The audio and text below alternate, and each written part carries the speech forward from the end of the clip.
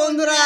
তো বন্ধুরা তোমরা তো আজকে থাম্বনেল আর টাইটেল দেখে বুঝতেই পেরেছো কি টপিকের উপরে আজকে আমরা ভিডিও নিয়ে চলে এসেছি। তোমরা কিন্তু অনেকদিন থেকে বলছিলে যে এই ভিডিওটা দেখার জন্য, আর বিশেষত তোমরা এপিসোড দেখবে বলছিলে, তো আমরা কিন্তু ফাইনালি সেটা নিয়ে চলে এসেছি।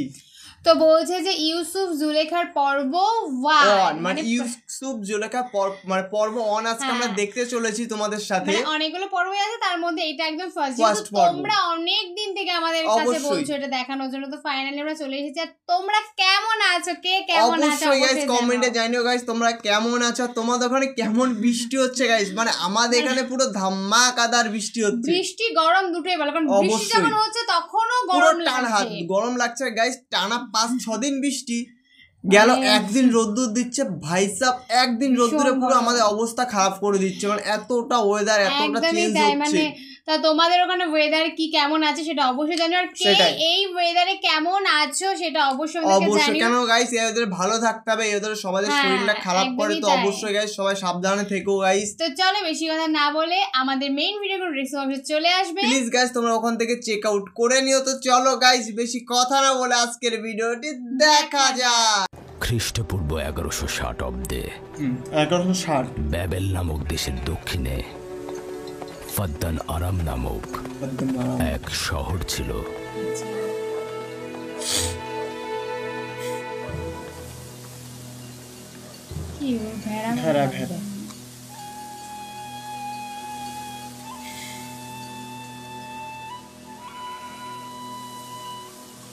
তখনও কিন্তু দেখ পাকা বাড়ি ছিল, কিন্তু মানে মোটামুটি জিটে বাড়ি, ইট কিতে বানানো, ইট তো মনে হচ্ছে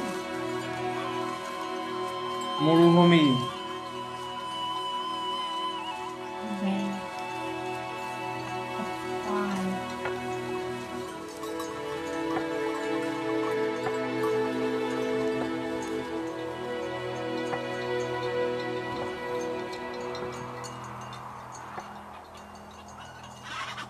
মিশর আমলে যেরকম হতো, মিশর আমল সেই আমল এটা।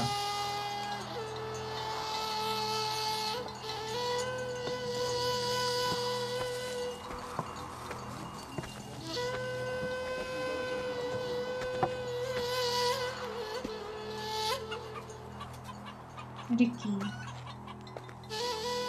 ওদের কিছু হবে, এখানে সবাই যায়।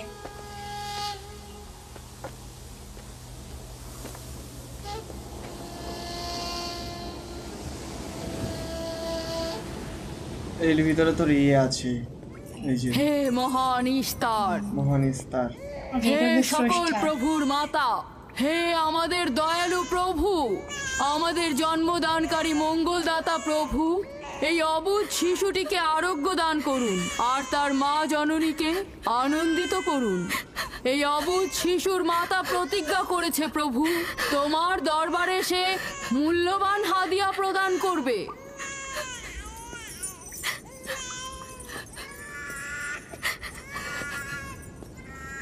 আমি মহান ইস্তারের কাছে প্রার্থনা করেছি যেন তিনি তোমার সন্তানকে জীবিত রাখেন। তুমি এখন তোমার সন্তানকে নিয়ে যেতে পারো। তুমি তোমার সন্তানকে ঠিক সেভাবে মানুষ করবে যেন সে বড় হয়ে নিজেকে ইস্তারের সেবায় বিলিয়ে দিতে পারে। আপনিও মহান ইস্তারের কাছে আমি অনেক কৃতজ্ঞ। মহান ইস্তারের ওপর রহমত বর্ষিত হোক। আপনার ওই ইস্তারের মেহেরবানিতে আমার মৃত সন্তান জীবিত অবস্থায় ফিরে এসেছে। ইস্তার মহান, তার উপর রহমত বর্ষিত হোক। ইস্তার মহান, তার উপর রহমত বর্ষিত হোক। মহান ইস্তার, তার উপর রহমত বর্ষিত হোক। ইস্তার মহান, ইস্তার মহান। আর একটা বাচ্চা নিয়ে এসেছে, ওর তো বেঁচে আছে যে দেখা যাচ্ছে। এই বাচ্চাটির মতো আমাদের সন্তানও নিশ্চয়ই সেরে উঠবে, তাই না? আচ্ছা, মানে ইস্তার খোদা দয়ালু ও শক্তিশালী, তিনি নিশ্চয়ই আমাদের বাচ্চাকে সাফা দেবেন। হ্যাঁ, আমারও তাই মনে হয়। চলো যাই। তোমাদের এ কি হলো? তোমরা তো নিজেরাই ফেরেশতার সেজদা পেয়েছো, আর এখন কিনা নিজেরাই নিজেদের সেজদা করছো। এই পৃথিবীর সৃষ্টির সকল কিছুই ইনসানকে তাসলিম করে, আর তোমরা কিনা প্রাণহীন নির্জীব পাথরকে তাসলিম করছো। এই শোনো, খবরদার বলছি, তুমি এসব বেহুদা কথাবার্তা বলে আমাদের খোদাকে অপমানিত করবে না। আমি এই কথাগুলো নিজে থেকে বলছি না, আমি খোদা কর্তৃক প্রেরিত কথাগুলো এই কিতাব থেকে বলছি। এটি হচ্ছে আসমানি সহি কিতাব, যা আমার দাদা ইব্রাহিম নবীর উপর নাজিল ইব্রাহিম হয়েছিল। নবী আমি তার মানে দিনের তাদের অনুসারী পুরো এবং এই জীবন কিতাবের কাহিনী আজকে আমরা প্রচলন ও দেখছি। দাওয়াত প্রদানকারী। নিজে থেকে কিছু বলছি না, এত আমরা ওয়াজের মাধ্যমে শুনেছি এগুলো। আমাদের খোদাদেরকে অপমানিত করতে হবে। আমি অপমান করছি না, শুধু প্রশ্ন করছি। যদি জেনে থাকো তাহলে উত্তর দাও, আর যদি না জেনে থাকো তাহলে স্বীকার করো। তোমাদের জিজ্ঞাসা করছি, ওই মন্দিরে রাখা ইশতারের মূর্তিগুলো কি তোমাদের প্রভু নাকি তোমাদের তৈরি বস্তু? ইশতার তোমাদের উপর প্রভাব বিস্তার করে নাকি তোমরা ইশতারের উপর? ইশতার তোমাদেরকে শাসন করে নাকি তোমরা ইশতারকে? পাথরের তৈরি ইস্তার যদি দুর্বল ও অক্ষম হয়ে থাকে তবে কি করে আমাদের বাচ্চাদেরকে সাফা দেয়? সত্যি কথা, আমরাও দেখেছি। হ্যাঁ, তার হাকিকাত আছে। ইশতার তার সন্তানকে সাফা দিয়েছে, আমি দেখেছি। ওই প্রজ্ঞাবান যিনি তোমাদের আহাজারি শুনেছেন তিনি তোমাদেরকে সাফা প্রদান করেছেন, না ইশতার। যদিও তোমরা খোদা ছাড়া প্রার্থনা করেছ আর তিনি ছাড়া তোমরা সাহায্য চেয়েছ, কিন্তু তিনি সকল কিছু সম্বন্ধে অবগত আছেন, তাই তোমাদের আহাজারিতে তার রহমত বর্ষিত হয়েছে, তোমাদেরকে সে সাহায্য করেছেন। ও তার মানে বলছি যে আল্লাহ সাহায্য সাধারণ করেছে। দৃষ্টিতে তোমরা ইশতারকে দেখেছ, অন্তর্দৃষ্টিতে দেখোনি, তাই মূল সাফা প্রদানকারীকে চিনতে পারোনি। ইয়াকুবের কথার মূল অর্থটা আমি এখন বুঝতে পারছি। সে চাইছে যে আমরা আমাদের খোদাদেরকে বাদ দিয়ে তার খোদার ইবাদত করি। আমরা আমাদের খোদার অনেক কল্যাণকর কাজ দেখেছি, তোমার খোদার কি দেখছি? আমি তোমাদেরকে সকলের চাইতে ঊর্ধ্বে অবস্থিত খোদার দিকে আহ্বান করছি। তিনি সৃষ্টির সকল কিছুর চাইতে ঊর্ধ্বে। তাই নাকি? কি করে বুঝবো তোমার খোদা অন্যান্য সকল খোদার চাইতে ঊর্ধ্বে? তুমি আর তোমার খোদা ও ইস্তারের মন্দিরের ধর্মযাজকের মতো স্বর্ণরৌপ্য লুটে নিতে চাইছো না, তা কি করে বিশ্বাস করব? আমার বাস্তব অবস্থা হচ্ছে আমি গভর্নর লাবানের নিয়োজিত রাখাল। আমার কোনো কিছুই নেই, আর কোনো কিছুর জন্য আমি কারো কাছে প্রতিদানও চাইনি। তোমরা কি আমাকে আমার কাজ অন্বেষণ না রাখালি করা ছাড়া আর কিছু করতে দেখেছো? দেখেনি জন্য কি এখন আমাদের দেখতে হবে? তুমি হয়তো সুযোগের অভাবে ভালো আছো, নয়তো তুমিও কোনো অংশে কম যেতে না। তোমরা সবাই একই রকম।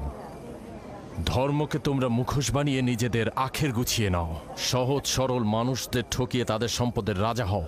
তোমার কষ্ট বুঝতে পারছি। তোমার সন্তান মৃত্যুর কোলে ঢলে পড়েছে, অথচ কেউ তাকে সাহায্য করতে এগিয়ে আসেনি।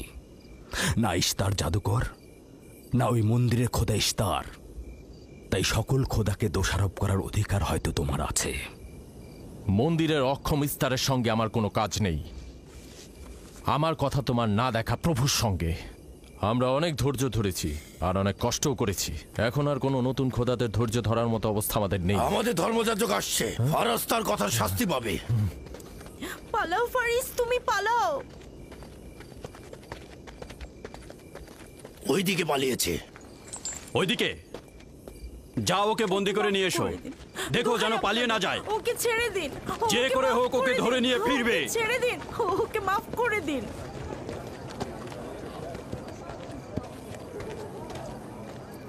যদি শুধুমাত্র গভর্নরের জামাতা না হতে তাহলে আমি জানি তোমাকে কিভাবে শায়েস্তা করতে হয়। মন্দিরের কোনো প্রতিনিধির সাথে আমার কোনো কাজ নেই। তোমরা সবাই চলে যাও। ইয়াকুবের কুফরি কথায় তোমরা কেউ কান দেবে না আর কেউ বিশ্বাস করবে না। তোমরা কি কেউ দেখছো না? হ্যাঁ, এই ইয়াকুব তার কুফরি কথাবার্তার কারণে ফাদ্দানে দুর্ভিক্ষ নিয়ে আসছে। আমাদের ধর্মযাজক ঠিক কথাটাই বলেছেন। ইস্তারের অভিশাপে বালা মুসিবত আসার পূর্বেই চলো চলো আমরা এখান থেকে চলে যাই।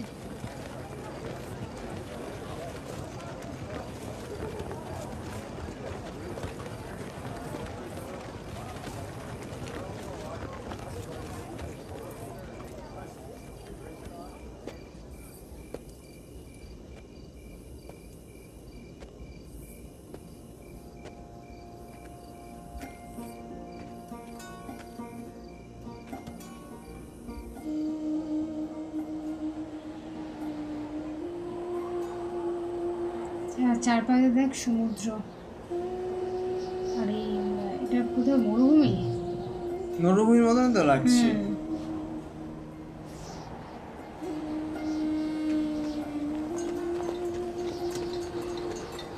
যদি খুব শীঘ্রই বৃষ্টিপাত না হয় তাহলে ফাদ্দানবাসীর সকল ফসল নষ্ট হয়ে যাবে। আশা করছি মহান খোদা অতি দ্রুতই বৃষ্টিপাত প্রদান করবেন। ওখানে কি হচ্ছে বাবা? এটা ফাদ্দানবাসীর প্রাচীন রীতিনীতি।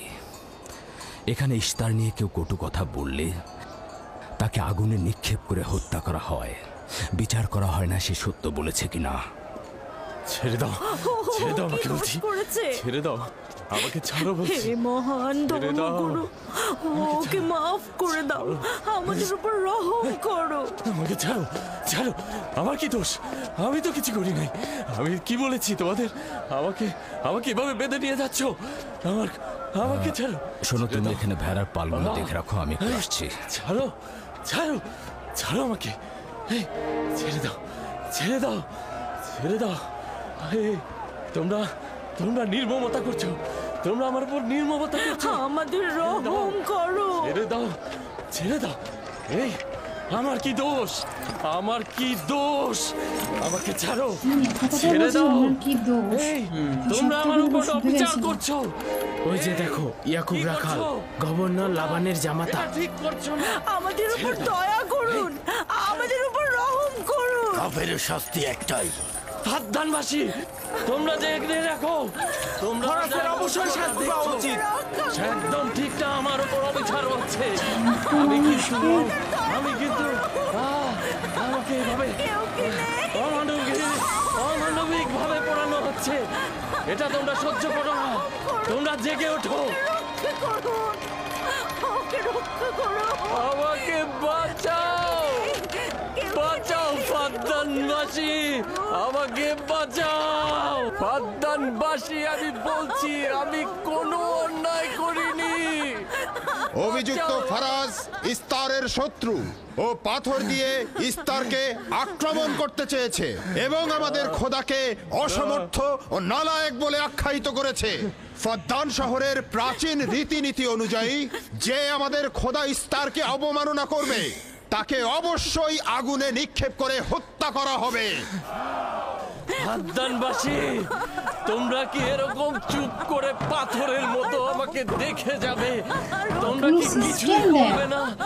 আমাকে এরকম অমানবিক ভাবে অত্যাচার করে পোড়াতে যাচ্ছে এই লোকজন। তোমরা কি কিছু বেচারা ফারাজ, তোমরা কি নিশ্চুপ হয়ে সারা জীবন দেখে যাবে? ফাদ্দানবাসী, রক্ষা করো আমাকে। কেউ তো এগো, একদিন আমার মতো তোমাদের কেউ এভাবে পুড়িয়ে ফেলবে ওরা। তোমরা চুপ করে থেকো না, তোমরা এভাবে আমাকে মেরো না। আমার প্রাণ ভিক্ষা দাও, আমাকে এভাবে মেরো না। বেহুদা কান্নাকাটি করো না, হয়তো রক্তের মূল্য পরিশোধ করো, নয়তো আগুনে পুড়বার জন্য প্রস্তুত হও। তাকে আগুনে ফেলো না, এভাবে পুড়িয়ে মেরো না। করো, আমাকে প্রাণ ভিক্ষা দাও, ওকে ছেড়ে দাও। হে ফাদ্দানের জনগণ, আমাকে মেরো না। আমি একটা কথা জানতে চাই, তার রক্তের মূল্য কত? মূল্য কি তুমি পরিশোধ করবে? না, ও নিজেই তো ইস্তারের শত্রু।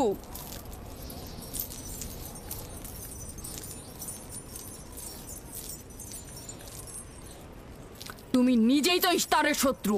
প্রথমে তোমার নিজের রক্তের মূল্য পরিশোধ করো। তাহলে আমাকে বন্দি করছো না কেন? বন্দি করো। অগ্নিপিণ্ডের মধ্যে নিক্ষিপ্ত হওয়া তো আমাদের বংশের প্রাচীন ঐতিহ্য। আমার দাদা ইব্রাহিম, উনিও তো একবার নমরুদের আদেশে অগ্নিপিণ্ডের মধ্যে নিক্ষিপ্ত হয়েছিলেন। এখন পর্যন্ত তুমি যে গ্রেপ্তার হওনি তার কারণ তুমি হচ্ছ গভর্নরের ভাগিনা। তার অর্থ দাঁড়াচ্ছে এই যে আমার মামা গভর্নর লাবান ইস্তারে খোদাকে অবমাননা করতে পারে কোনো শাস্তি ছাড়াই।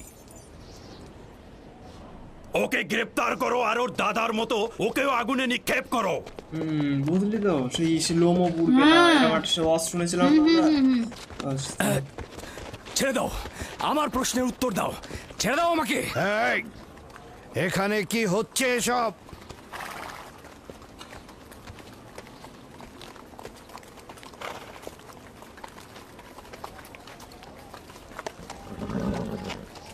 ওকে ছেড়ে দাও আর অভিযুক্তকারীকেও মুক্ত করো। ফারাসের অবশ্যই শাস্তি পাওয়া উচিত। যখন ইয়াকুব জীবনের মূল্য পরিশোধ করতে চায় তখন তোমাদের কোনো অধিকার নেই ওকে শাস্তি দেবার।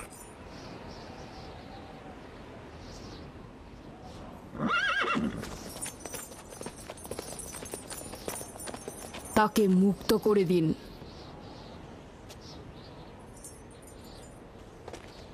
ইয়াকুব, তুমি অবশ্যই ফারাসের জীবনের মূল্য স্বরূপ 500 দিনার পরিশোধ করবে। হ্যাঁ, কোনো সমস্যা নেই, আমি এই অর্থ পরিশোধ করব।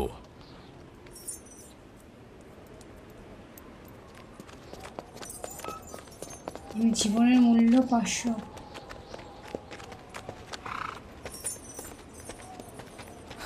খোদা তাআলা আমার দয়ালু মামাকে হেফাজত করুক। ইয়াকুব, আমি তোমাকে কতক্ষণ এরকম বিপদ থেকে বাঁচাতে চোখে চোখে রাখবো?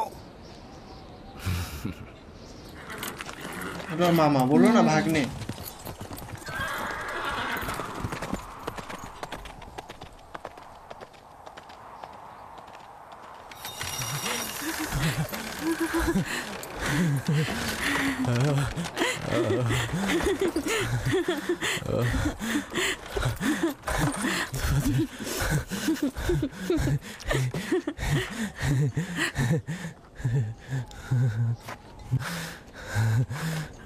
আপনি মহান, আমরা কৃতজ্ঞ, আমরা অনেক কৃতজ্ঞ আপনার কাছে।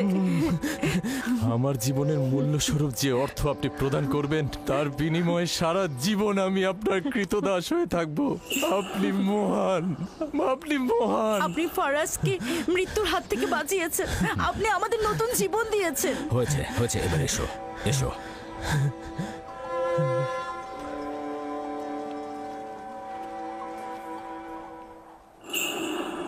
রেগে বোর হয়ে গেছে।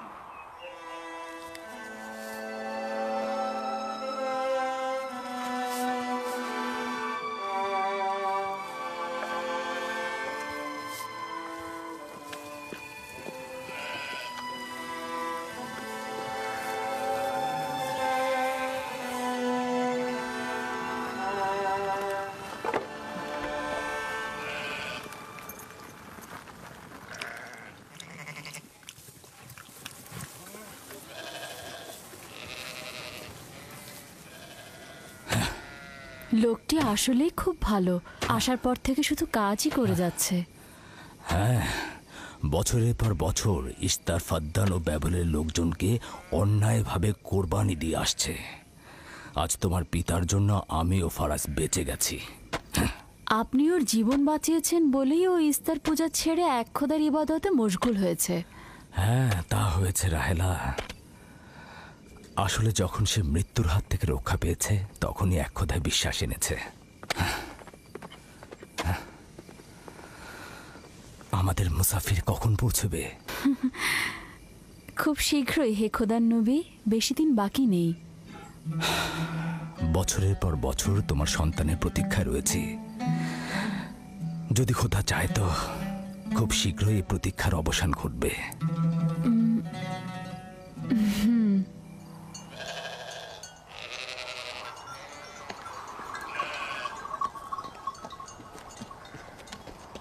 ইস্তেকদার, তোমার ও তোমার পরিবারকে সালাম। তোমার উপরও দরুদ বর্ষিত হোক ইয়াকুব রাখাল। হ্যাঁ, কৃতজ্ঞতা জ্ঞাপন করছি। মন্দিরে ইস্তারের জন্য খোরমা হাদিয়ে নিয়ে যাচ্ছ? প্রভুদেরকে তো অবশ্যই খুশি করতে হবে, তা না হলে তো এবছর বৃষ্টিপাত হবে না, তাই না? আমার কিন্তু মনে হয় মন্দিরের ইস্তারে চাইতে তোমাদের বেশি দরকার ওই খোরমা। তোমার কাজ হচ্ছে আমাদের খোদাকে অপমানিত করে আমাদেরকে রাগান্বিত করা, তাই তো?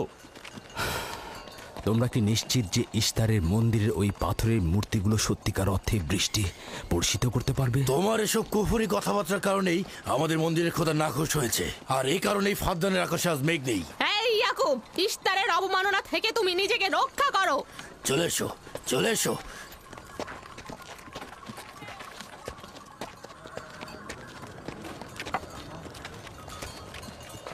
এটা তোমাদের কেমন বিবেচনা? তোমরা শক্তিশালী ও দয়ালু এক খোদাকে রেখে নির্জীব পাথরের উপাসনা করছো। কেন তোমরা বিষাদগ্রস্ত জমিনে নিজেদের আত্মাকে এক খোদার ঈমানের নূরে আলোকিত করছো না?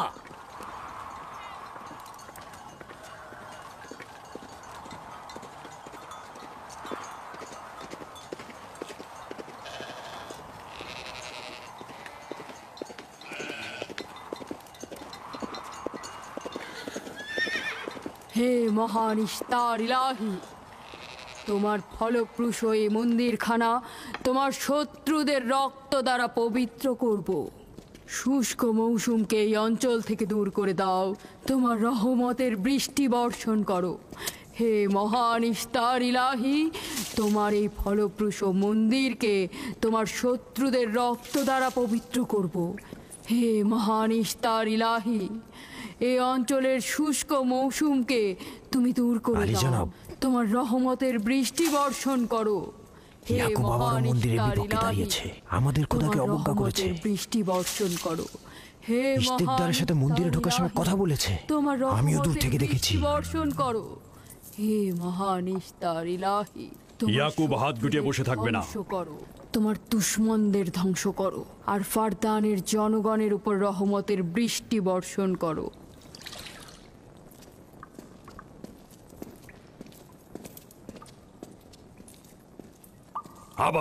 ইয়াকুব আবারও শুরু করেছে। আশা করছি ওর উপর এবার খোদার লানত বর্ষিত হবে। এখন আমাদের কি করা উচিত? লাবানকে এখানে ডাকো, তার সাথেই সমাধান করব। যত তাড়াতাড়ি সম্ভব লাবানকে আমন্ত্রণ করো।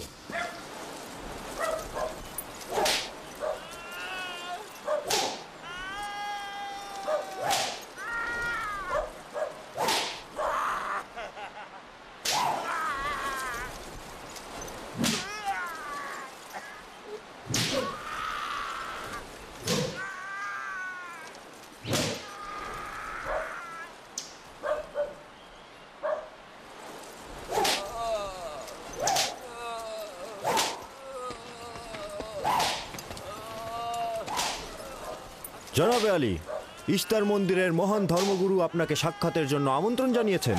গুরুত্বপূর্ণ কিছু? হ্যাঁ জনাবে আলী। হ্যাঁ, এবার বন্ধ করো।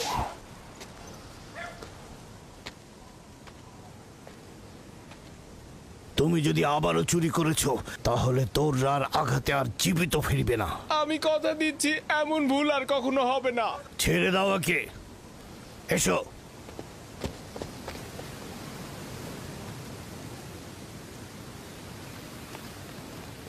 প্রকৃতপক্ষে বিষয়টা আসলে আপনার জামাতা ইয়াকুবকে নিয়ে। ইয়াকুবের আমলনামা তার নিজের সঙ্গে সম্পৃক্ত, আমি উত্তরদাতা নই। না ঠিক আছে, কিন্তু ইয়াকুব তো ইস্তারকে অবজ্ঞা করে। এটা ধর্মগুরুদের কর্তব্য তার প্রশ্নের উত্তর দেওয়া।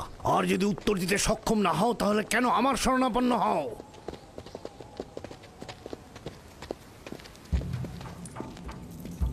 খোদার চাইতেও বড় খোদা মহান ইস্তার রাগান্বিত হয়েছেন।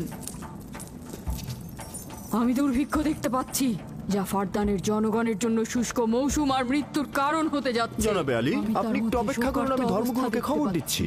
মহান ইস্তারকে সে রাগান্বিত করেছে। এ অপমান ইস্তার সহ্য করতে পারছেন না।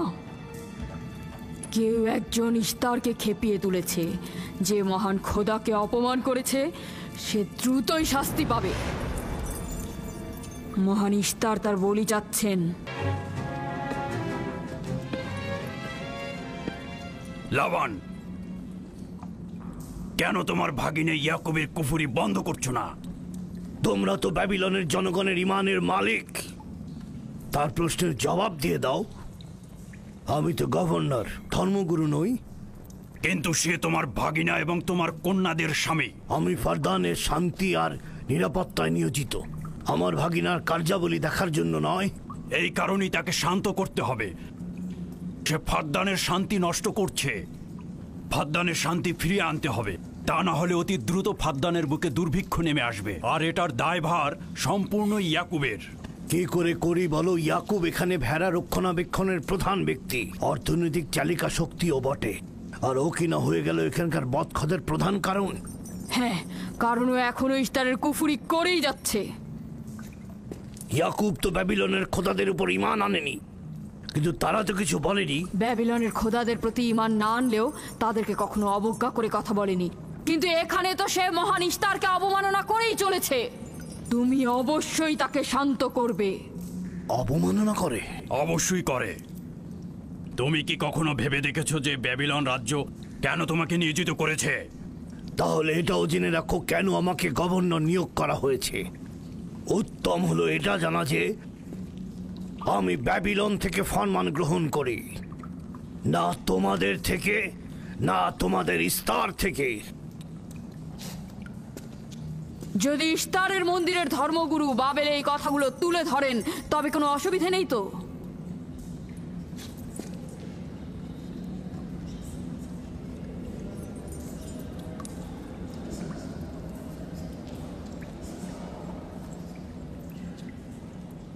ঠিক আছে, আমি ইয়াকুবের সঙ্গে কথা বলছি। ইয়াকুবকে বলে দেবেন, আর কখনো যদি আমার পরিবারের সাথে ইস্তার নিয়ে কোনো কটু কথা বলে তাহলে তাকে আগুনে নিক্ষেপ করা হবে।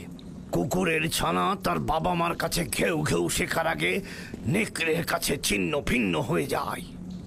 তোমার নিজের জবানের হেফাজত করো। এবারের মতো ক্ষমা করে দিচ্ছি, পরের বার কিন্তু করব না।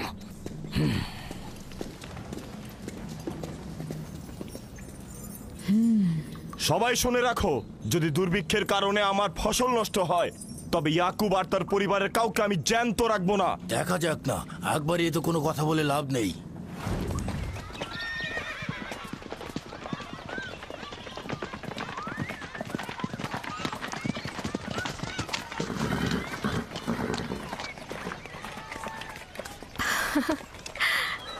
আব্বাজান এসেছেন। হাই হাই বন্ধুরা। 1 2 3। সত্যি বন্ধুরা ভিডিওটি অনেকটা ভালো ছিল। মানে এখানে বলছে যে খুদাকে বিশ্বাস করো, মূর্তিকে কেউ বিশ্বাস করো না, সবাই খুদার জন্য মানে এ করো। মানে এনাদের যে খুদা আছে তাকে মানে বিশ্বাস করে, আর উনি ওনার খুদাকে। কিন্তু উনি একটা কথাই বলছে, তোমরা কোনো মূর্তিকে বিশ্বাস করো, তোমরা এক খুদাকে বিশ্বাস করো। মূর্তিকে পূজা করো না, যেটা আমরা ওয়াজের মাধ্যমে শুনেছি, অনেক ওয়াজের মাধ্যমে শুনেছি যে ইব্রাহিম বা এরকম অনেক কাহিনী শুনেছি আমরা। মিজানুর রহমান আজারি গলাতে অনেক কাহিনী শুনেছি, মূর্তি পূজা কেন করে, মূর্তি পূজা বন্ধ করো, এরকম বহুত কাহিনী শুনেছি। একটা কথা কিন্তু বলতে চাই যে মূর্তি কিন্তু আমরা নিজেরাই বানাই, আবার নিজেরাই মানে যা যদি বলি যে মূর্তি এই করো তো আমাদের মনে হবে না ওটাই করছে। এটাই আর কি ওনারা বলার চেষ্টা করছে যে নিজের থেকে যে জিনিসটা তোমরা তৈরি করছো সে কি করে তোমাদের মানে ভালো করবে বা ইবাদত করবে, মানে কি করে তোমাদেরকে সাহায্য করবে, এটা হলো কথা। তো সবাই এক উপরওয়ালাকে ভরসা করো, তাহলে সবকিছুই হবে। ভিডিওটা কিন্তু দারুণ ছিল, মানে ভালো ছিল। আর পরের পার্টটা কিন্তু অবশ্যই আসছে, পরের পার্টের জন্য তোমরা অবশ্যই কমেন্ট করো। পরের পার্টটা দেবো, পর সিরিজ বাই সিরিজ দেবো। পার্ট 2 আছে, পার্ট 3 আছে, পার্ট 4 আছে, সব পর পর তোমাদের এই ভিডিওটা কেমন লাগলো সেটা অবশ্যই আমাদেরকে জানিও। এই ভিডিওর কোন পোরশনটুকু তোমাদের বেশি ভালো লেগেছে, মোস্ট মানে আমাকে দারুণ লেগেছে একটা পার্সন, কিন্তু তোমরা আগে বলবে, তারপরে আমি কিন্তু কমেন্টের মাধ্যমে জানিয়ে দেবো যে কোনটা আমাদের বেশি ভালো লেগেছে। সর্বপ্রথমে জানতে চাই তোমরা কতটা দেখলে আর কোন পার্সনটা তোমাদের ভালো লাগলো সেটা অবশ্যই আমাদেরকে জানাবে। খুবই সুন্দর একটা ভিডিও, মানে খুবই অনেকটা পুরনো ভিডিও, কারণ লোকেশন দেখে তো বোঝাই যাচ্ছে যে অনেক দিনের পুরনো ভিডিও হলেও কি তখনও কিন্তু ইটের বাড়ি ছিল, মানে কোন বঙ্গাব্দে মানে মানে বুঝতে পারছো 1100 কত সামথিং বলেছিল, মানে সেই কবে। এইগুলো ইটের বাড়ি না, এগুলো মাটি দিয়ে তৈরি করা বাড়ি, মানে লাল মাটির বাড়ি গাইস। সেটা আমরা সবাই জানি, ইট নয়, এগুলো লাল মাটি। তো অবশ্যই গাইস নেক্সট তোমরা কি ধরনের ভিডিও চাও অবশ্যই কমেন্ট করো, আমরা সেরকম ধরনের ভিডিও নিয়ে গাইস তোমাদের সাথে চলে আসবো। তাই তোমরা বেশি বেশি করে কমেন্ট করো, এইভাবে আমাদের পাশে সবসময় থাকো। আর ভিডিওটা অবশ্যই শেয়ার করে দিও, যাতে এই ভিডিওটার পরিপ্রেক্ষিতে আরো অনেক মানে এর এপিসোড নিয়ে আসতে পারি, বা এই পরিপ্রেক্ষিতে অন্য কোনো ভিডিও নিয়ে আসতে পারি। আর তোমাদের একটা কমেন্ট আমাদের নেক্সট ভিডিও। তো চলো গাইস নতুন কোনো ধামাকাদার ভিডিওতে তোমাদের সাথে আবার দেখা হবে। আজকের মতন এখানেই, টাটা।